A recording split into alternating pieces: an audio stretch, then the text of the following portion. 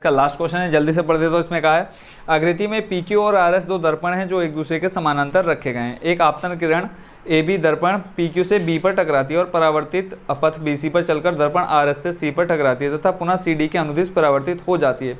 सिद्ध कीजिए कि AB समानांतर CD है। ठीक है, तो अब यहाँ पे जो सिद्ध करना है सबसे पहले हम उसको लिख लेते हैं। सिद्ध करना है, क्या सिद्ध करना है? ये AB समानांतर है CD के।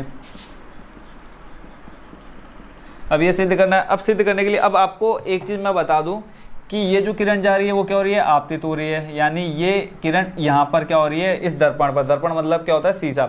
तो ये जो AB किरण है वो इस PQ दर्पण पर क्या हो रही है? आपतित हो रही है, यानी उस पर पड़ रही है, गिर रही है। और फिर क्या हो रहा है? इस बिंदु B पर टकरा करके वापस आ जा रही है। और फिर आपका जो दूसरी तरफ आपका क्या लगा है? दर्पण लगा है, क्योंकि ये दोनों के दर्पण एक दूसरे के समानांतर। और फिर यहाँ पे बिंदु C पर टकरा रही है और फिर यहाँ से क्या होती है? दूसरी तरफ चली जाती है। तो यहाँ से जो किरण जा रही है उसको हम बोलते हैं आपतन किरण। ठीक है, और फिर जो टकरा करके दूसरी तरफ जाती है उसको हम बोलते हैं परावर्तन किरण या परावर्तित किरण। ऐसे ही फिर यहाँ से ये आपकी जो BC आ रही है किरण, वो यहाँ पर टकराए बिंदु C पर, और यानी जब इधर को आ रही है तो ये आपतन किरण हो गई, और जब यहाँ से इधर को जाएगी तो क्या हो जाएगी? परावर्तन किरण।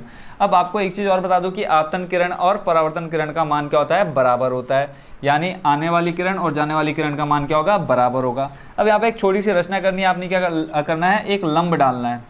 ठीक है, आप इस तरह से एक लंब डाल लेंगे, इधर भी और एक इस तरफ भी। लंब क्यों डाल रहे हैं अभी मैं आपको बताता हूँ। इसको हम नाम देते हैं BE और इसको हम नाम देते हैं CF। देखो, एक हमने लंब डाला BE किस पर?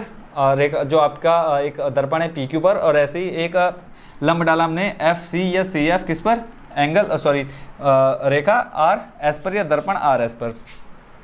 अब आपने क्या सिद्ध करना है? इस AB और CD को क्या करना है? समानांतर सिद्ध करना है। समानांतर सिद्ध करने के लिए आपको क्या पता होना चाहिए?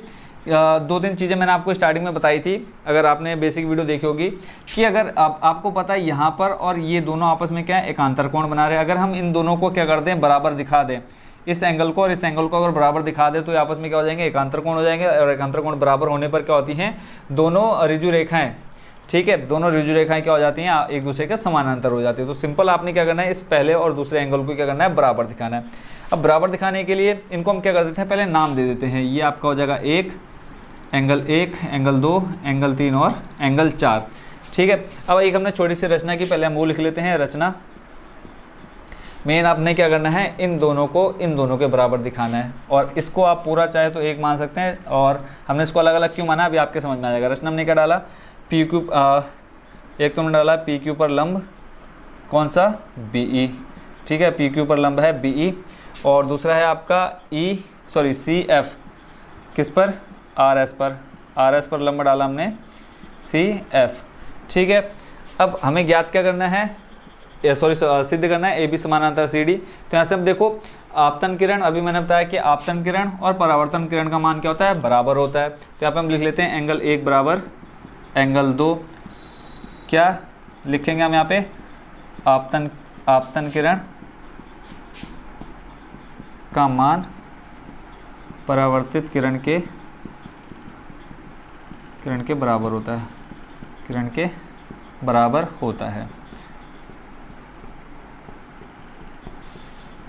यानी जो किरण आती है और जो किरण वहाँ से जाती है उन दोनों का मान जो होता है वो क्या होता है? बराबर होता है। ऐसे ही नीचे भी आप देख रहे होंगे, या आपतन कोण तथा परावर्तन कोण बराबर होते हैं, सीधे सीधे आप लिख सकते हैं। ठीक है, कोणों का जो मान होता है आपतन किरण या आपतन कोण का मान परावर्तन कोण के बराबर होता है। ऐसे यहाँ पर देखो, एंगल 3 क्या है? आपतन कोण है, और यहाँ से जो 4 जा रहा है वो क्या? परावर्तन कोण है। तो यहाँ से आपका क्या आ जाएगा? एंगल 3 बराबर एंगल 4। ये क्या आपके? ये भी ये रहेंगे आपतन कोण का मान। किरण की जगह आप कोण भी कर सकते हैं। आपतन कोण का मान परावर्तन कोण के बराबर होता है। परावर्तन कोण के बराबर होता है।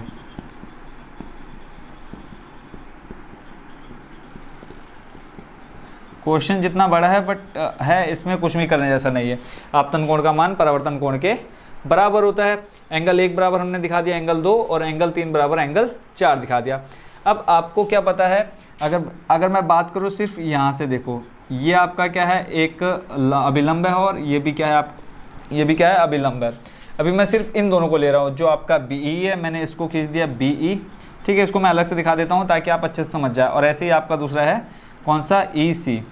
ठीक है। अब आप चाहो तो इसको जितना मर्जी ऊपर नीचे बढ़ा सकते हो, क्योंकि ये आपको देखेंगे तो एक चीज़ मैं बता दूं कि जो अभिलंब होते हैं, लंब होते हैं, वो क्या होते हैं, एक दूसरे के समानांतर होते हैं। कभी भी आप एक ऋजु रेखा के बीच में, ऋजु रेखा के दोनों तरफ क्या खींचते हैं, लंब डालते हैं, तो वो क्या होते हैं, आपस में समानांतर होते हैं। तो यहाँ से सी ई आ गया, और यहाँ पे जो आपका ये एंगल बन रहा है, ठीक है, अभी सिर्फ मैंने क्या लिया, इधर से ये लिया और इधर से ये लिया, तो यहाँ से आपका एंगल 2 और एंगल 3, ठीक है, ये आपका एंगल 2 और ये आपका एंगल 3। एंगल 2 और एंगल 3 आपको आप बता सकते हैं कि क्या है, ये आपस में संपूरक कोण है, आसन्न कोण है, कैसे कोण है, तो आप बोलेंगे कि ये आपस में क्या है, कैसे कोण है, एकांतर कोण है। तो यहाँ से आप लिख सकते हैं कि एंगल 2 बराबर एंगल 3 और क्या है, ये एकांतर कोण है। ठीक है, यहाँ तो आपको कन्फ्यूजन नहीं होनी चाहिए कि एंगल 2 और एंगल 3 क्या है, एकांतर कोण है। हमने इन दोनों को बराबर दिखा दिया। ऐसे एंगल 1 और एंगल 4 को हम दिखाएंगे। तो देखो एंगल 2 को मैं क्या लिख सकता हूँ, एंगल 2 को मैं एंगल 1 लिख सकता हूँ। आप कहोगे बिल्कुल लिख सकते हैं, क्योंकि दोनों एक दूसरे के बराबर है। ऐसे एंगल 3 को मैं एंगल 4 लिख सकता हूँ, बिल्कुल लिख सकता हूँ, क्योंकि आप बोलोगे कि दोनों यहाँ पर ऑलरेडी बराबर है। तो यहाँ से फिर हम लिख देंगे क्या, कि ये दोनों आपस में क्या है, एकांतर कोण है। ठीक है, एकांतर कोण नहीं लिखेंगे फिर भी चलेगा इसको आप, क्योंकि एकांतर कोण तो ऊपर वाले, बट यहाँ पे हमने क्या दिखाया है कि एंगल 2 बराबर था एंगल 1 के, इसलिए हमने एंगल 2 की जगह 1 ले लिया। ऐसे ही एंगल 3 की जगह हमने क्या ले लिया, एंगल 4 ले लिया।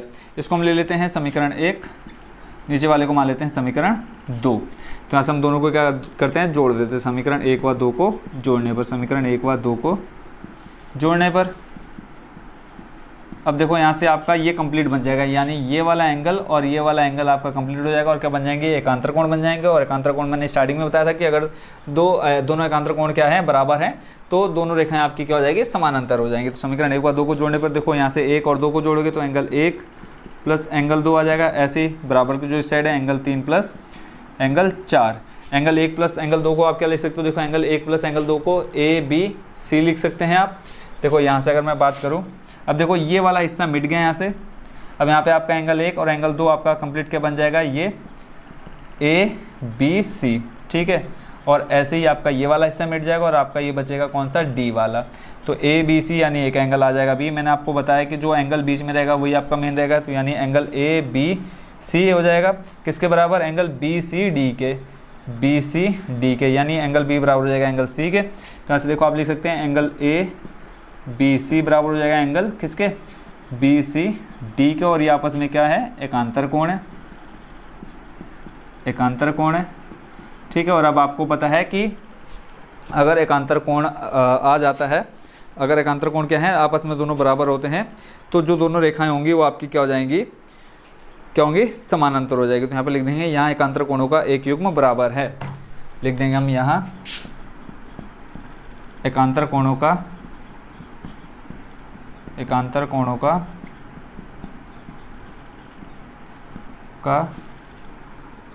एक युग्म, जो कि अभी हमने लास्ट में यहाँ पे दिखाया ना कि दोनों आपस में क्या है, बराबर है, एक युग्म बराबर है। अतः अब ये देखो समानांतर की ओर है। तो एक बार बेसिक वीडियो आप जरूर देख लेना, क्योंकि बेसिक वीडियो जो मैंने आपको दे रखी है, जिसमें मैंने सभी एंगल्स के बारे में डिटेल से बता रखा है, तो आपको ये समझ में नहीं आएगा इतनी जल्दी। तो यहाँ से आ जाएगा AB समानांतर हो जाएगा, AB समानांतर हो जाएगा किसके, CD के। ठीक है, इसी के साथ आपका क्वेश्चन नंबर कौन सा 6 हो चुका है कंप्लीट, और जो कि आपकी एक्सरसाइज का लास्ट क्वेश्चन था।